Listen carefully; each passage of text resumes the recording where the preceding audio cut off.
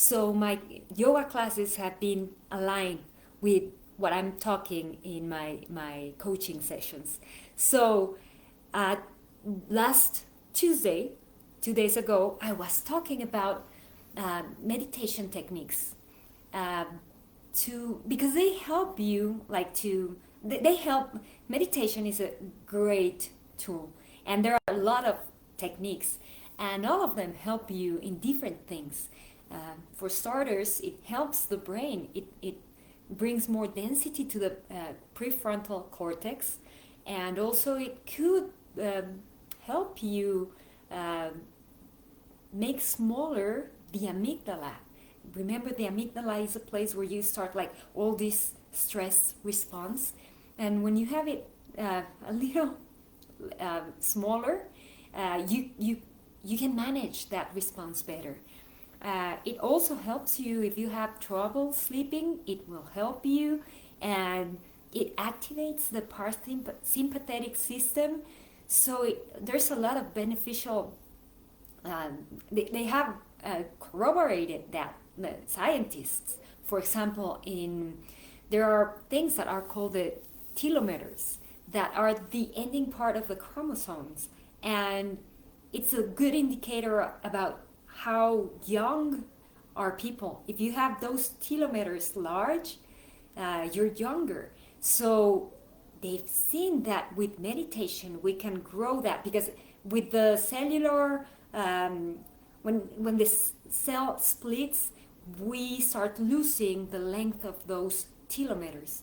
But with meditation we can lengthen them again, and that's a great indicator of youth and energy. So meditation is just a great tool just to have in mind, and to deal with stress, and to activate the parasympathetic system, and to gain more clarity.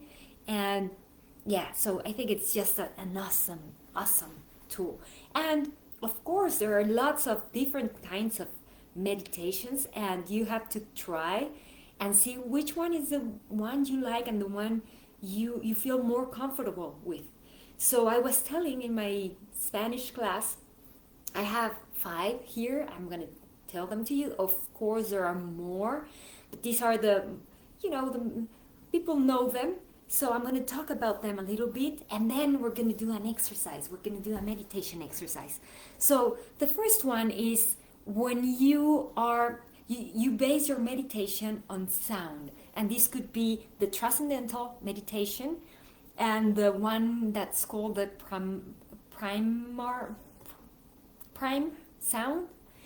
So with transcendental meditation, you need that guide. You need maybe your guru, and that guy is gonna give you a mantra. And mantras are very interesting because they are in Sanskrit, and Sanskrit it's said to be it's an ancient language, but also it's said that it was given by the gods, the gods. So with Sanskrit, the important thing is to, pronounce the words and vibrate them in different parts of the body. It could be like from here, from the abdomen, then you can vibrate the sounds along the trachea, or you can vibrate them in the mouth, or in the, in the palate, or the tongue, or maybe behind the teeth. And those sounds activate different parts of the brain, and it's very interesting. So if you're given by a guide the mantra they kind of read you and they give you a mantra, so do it right, and ask him, where do I have to vibrate this sound? So that's transcendental meditation. The prime sound is, you can use a mantra, or you can use any word. Actually, there's a Harvard cardiologist that works in Harvard, and he was doing some research about meditation, and instead of using a mantra, he decided he was going to use the word one, and he started doing with the word one and studying people, and he saw that you have just the same benefits of using a mantra. So it's just like the sound, and it's helping you to dissipate all these thoughts, because you know the monkey mind, we're always from branch to branch, from thought to thought, from past to future. So our mind is jumping from thought to thought, and the idea is with a sound to calm the mind. So those are the things that are used in when you use sound to meditate. Then you can use your breathing. And for example, Vipassana and Zazen meditations, they use breathing. Vipassana is a more relaxed one. You do it with your eyes closed, and you're feeling in your nose how you're inhaling and exhaling, and you have to feel the air going through your nose in and out. Zazen is more strict. You have to sit very straight, you have to have your eyes open, and you're going to feel the inhale and the exhale as you practice the diaphragmatic breathing, the conscious diaphragmatic breathing. So you have to be aware of what's happening with your diaphragm. So they use breathing. They use breathing, and that's the object of attention. Breathing in transcendental and prime sound, we use sound, but in this case we're using breathing as the object of attention. Then there's another kind of yoga, Kundalini, and the idea is to wake up this energy.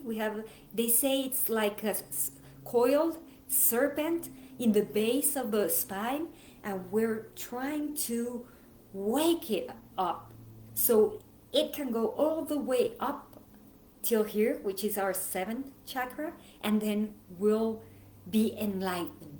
So the idea is do some breathing exercises, sounds, moving the body. You would think that Kundalini is a very light exercise because you're doing things like they're not like very much. For example, you extend your arms and you stay like this, just moving a little bit your arms for 5 minutes. So it's kind of hard, but I don't know, maybe when you're 3 minutes doing this, 3 minutes later you're not even thinking about your arms. You start like feeling, oh my goodness, what's this? This is so hard. But then 3-4 minutes later, you forget about it. So that's the idea, to bring awareness, or to not pay attention to those things, so you can bring awareness inside of you. So that's Kundalini, and if you have the opportunity to try it. They practice very early, around 4 a.m. every morning, and it's an interesting, it's yoga, but its main focus is awaken this energy and be enlightened. And then we have another kind of meditation, chakra meditation, where chakras are the energetic centers of the body, and they are very related to the plexus, like the nerve plexus, and also some glands of the endocrine system, and they are all around the body. We have 7 in the main channel, but we also have in the palms of the hands or the soles of the feet. So, but when you are doing these meditations, you basically concentrate in the 7 that go along the Sushumna Nadi, which is the central channel in the body. So they're related, these chakras or these energetic centers, they are all related with colors and elements and endocrine systems or systems in the body. So it's very interesting. You can combine the chakra meditation with some Reiki. You put your hand and you're bringing some energy, so you can do that. And the last one is guided meditation. I don't particularly like that, because what you're trying to do in meditation is detach from thoughts. I was talking yesterday in my live that I read something very interesting. When you say there's a crowd, you're talking about many people, and they are just individuals that are forming the crowd. But when they go away, they go back home, there's not a crowd anymore. So the crowd is just that you have many people there, and then they go and there's no more crowd. It's not like an object that's always there. So the mind is just the same thing. There is no mind. There is just a collection of thoughts. So what we're trying to do with meditation is to start, sending home each one of those thoughts. At the end, you will be in a state that it's called the no mind. And that no mind, it's like the sky. You have the sky, you have the clouds, you see the clouds, and you know that behind the clouds, there's a sky. So it doesn't matter if it's cloudy or not, you know that there's always the sky. So the same with this. There's something that we will be always. Behind those thoughts, there's something that is called the no mind, which is our true self. So what we're trying to do is peel those thoughts to dilute the mind, because the mind is like the crowd. It's something that doesn't exist. It's just the collection of other things. So you're trying to get away from those thoughts to bring that space, which is the no mind. So when you're doing a guided meditation, you're thinking or you're imagining things or you're bringing your memory. So it's kind of, for me, that doesn't work that much because I'm using this thing that I want to shut down, right? So, but if it works for you, it's amazing. A guided meditation, you can start like you're walking in the grass barefoot, and then you're listening the stream of this, river, and then you climb a tree, and then you see the mountains, and then you open your wings and start flying. So all of those things are activating your mind, and you're working with your mind and with thoughts. So, but whatever works for you is good.